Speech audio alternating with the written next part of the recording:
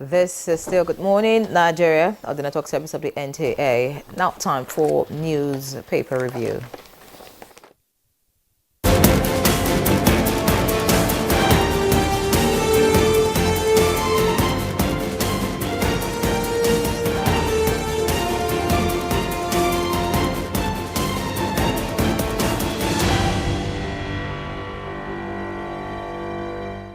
Right, and that time has come. Chukwudi Baja has arrived, and it's time for newspaper review. Good morning to you. How are you? Good morning. Hope you had a nice weekend.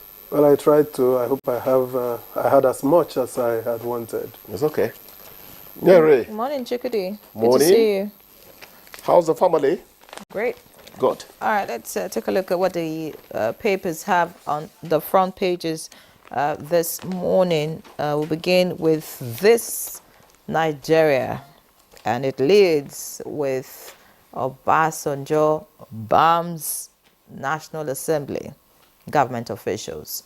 The writers, it's wrong for legislators to fix their salaries, says ex-president.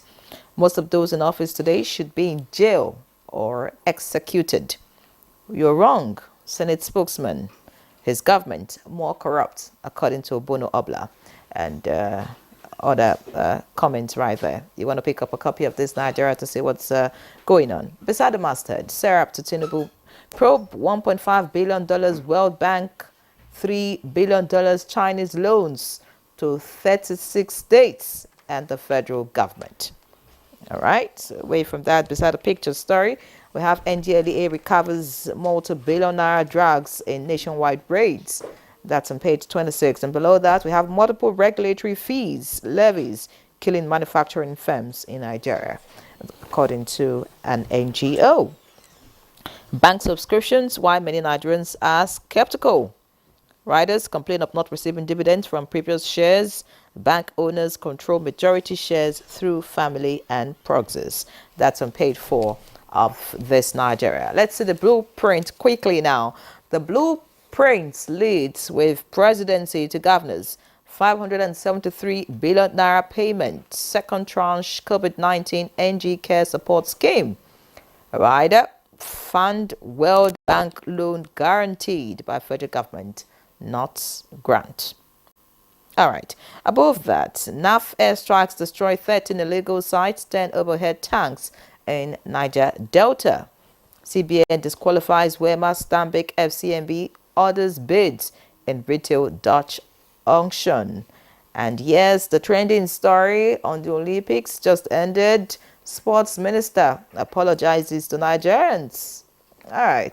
That's page 32. Above the masthead, food security, 10,000 agro rangers deployed in 19 states. And the FCT.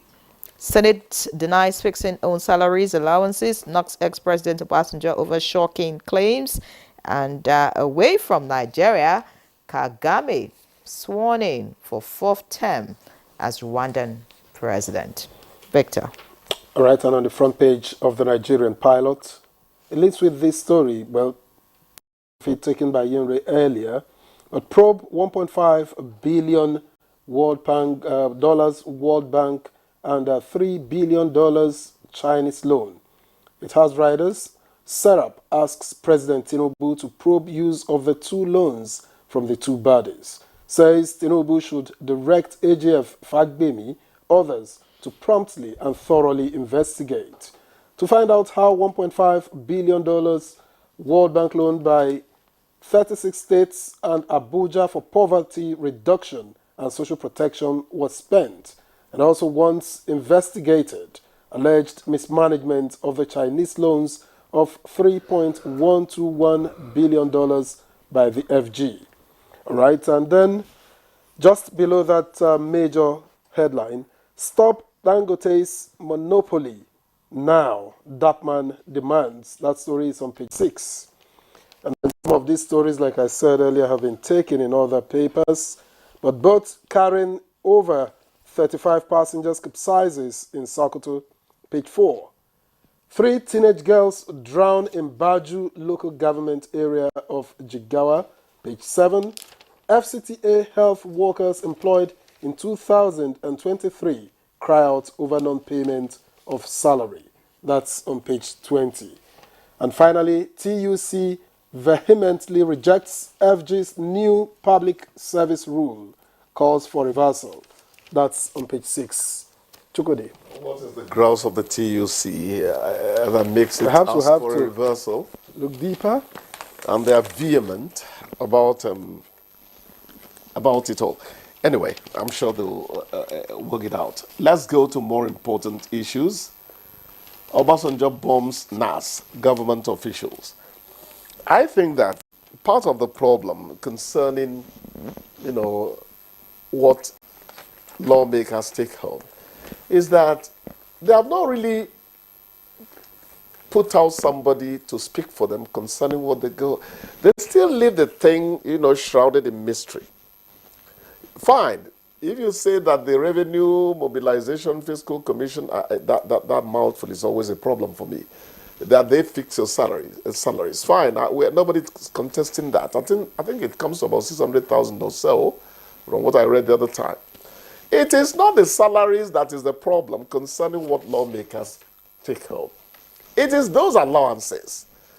And those allowances, I don't think they are given to them by the agency we talked about. But the first thing they should do really is not to allow this thing be shrouded in mystery. That is where the problem is. Let them be quite, clear about how much each person takes home at the end of the day. Then we can start a conversation about, I'm going to reduce and small now. Which one will do agriculture? Some kind of dialogue will start. But this catch me if you can attitude towards it is actually the problem, So let them work it out. Former President Olusegun Obasanjo has always talked about leadership as being a problem for Nigeria. Those who are his critics will tell you, he's trying to draw attention to himself. The last time they had a talk shop, he mentioned leadership as the problem in Nigeria and Africa. Goodluck Jonathan was talking about electoral processes that are flawed and tribalism. I remember ethnicity. Obasanjo would always talk about leadership, and people would say, no, he's trying to draw attention to himself that he did so well. From 12 billion, a debt we owed Paris Club, 36 billion naira or thereabout, $1 billion came down to 12 billion, and they feel it was a masterstroke by his team, led by Ngozi Okonjo-Iweala then.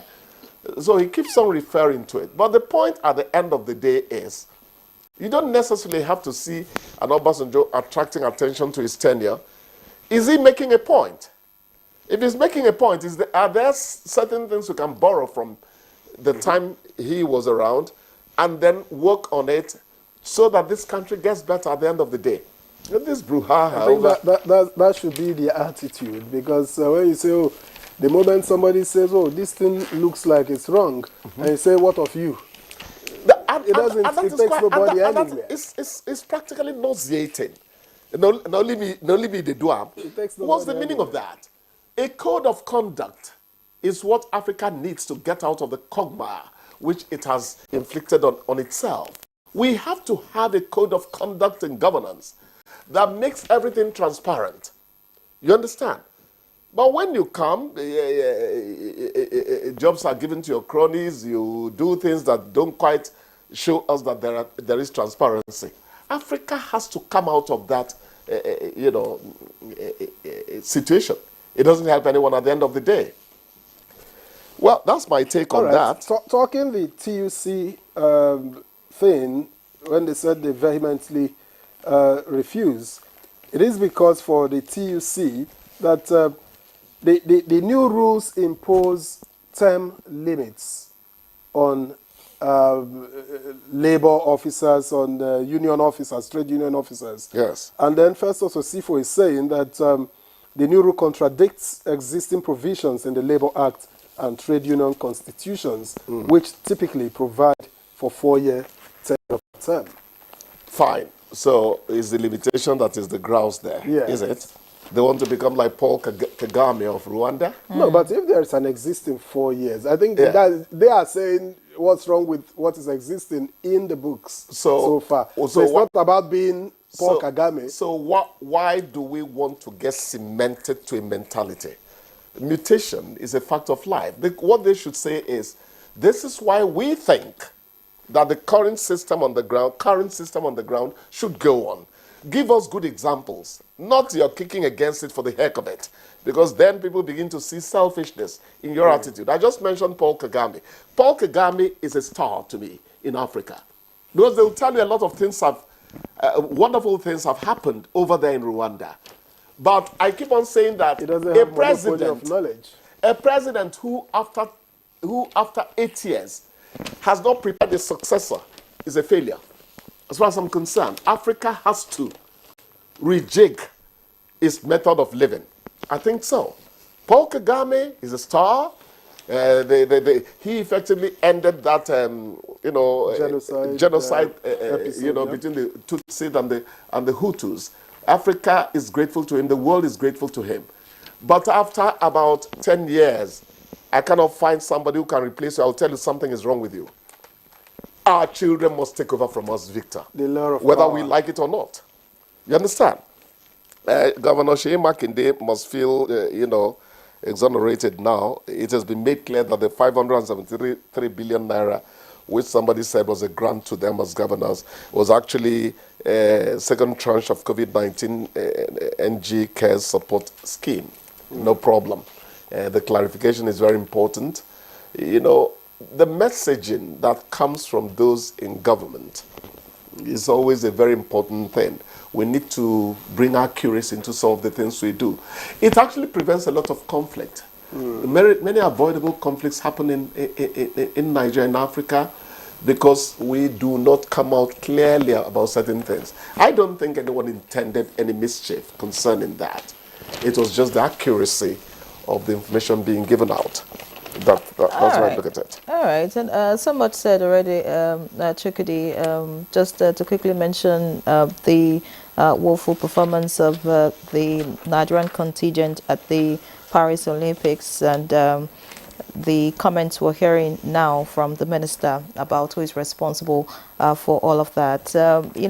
Looking at what played out in Paris, and the fact that we had some other African countries do great, going home with medals. A country, for example, like Jamaica, looking at the list of countries that were present for the Olympics, spending about less than 5% of what Nigeria spent. Nigeria actually spent about 12 billion naira, which amounts to 136 million naira for one athlete at Paris Olympics, and yet you miss part of the point anyway, because the officials and all of those, the usual jamboree.